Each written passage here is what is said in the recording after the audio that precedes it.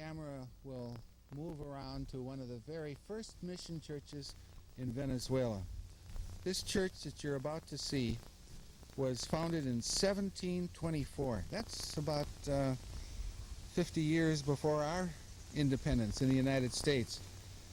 The Franciscan missionaries had established by 1761 16 towns out of this wilderness. There were over 1,000 soldiers, about 1,100 families from Spain, 5,000 inhabitants, and 3 churches. And by the time of the War of Independence, these people were wealthy with over 200,000 heads of cattle, the 80,000 horses and mules, 3 million pesos in gold, and they had a warehouse just filled with all kinds of food and merchandise. And this attracted the leaders of the revolution, and they wanted to get their hands on the wealth and the horses and the animals that were here. And so they came to seize this mission, which is now really a national monument of Venezuela.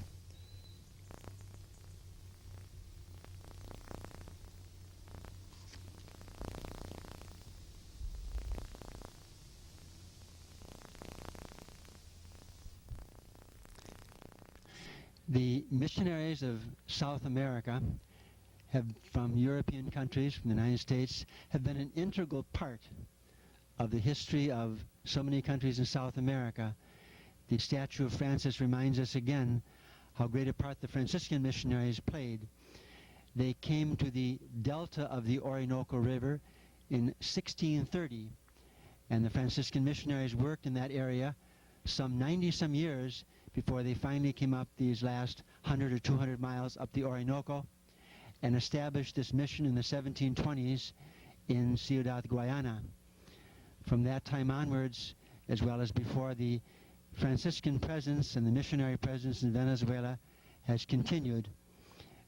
And so the mission from St. Paul, Minneapolis is really a continuation of a work begun long before us and continued by us. But again, as Bishop Ubaldo reminded us, the work will continue not only with the collaboration of the missionaries coming from other countries, but sending them as well.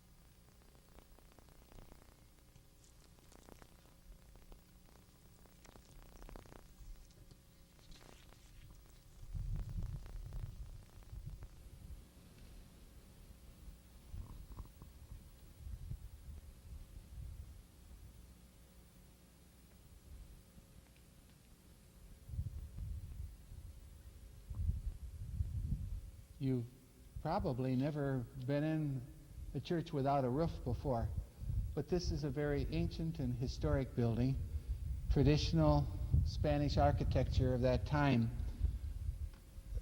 The government will restore this with a roof and complete the bell tower. The sacristy was behind where the altar would be. And there was a choir loft. We can see the beams that protected that. The floor is stone, and on the walls there are some paintings. Some of these still exist partially. A shrine in which to pray, and there were living quarters behind the altar on the second floor. this is where the friars lived. So typical architecture. There were buttresses on the outside to support the walls, and the church is narrow because you couldn't, without steel or without some heavy buttressing, have a very wide church. St. Juan Carlos is now pastor of the first mission church that St. Paul Minneapolis worked with here in the diocese at Del Valle Church. Well, we're ready to leave you now from here, and as Mark Dash walks through the gate into his Venezuelan people and to this culture, all of us can be reminded that every Christian is called to be a missionary.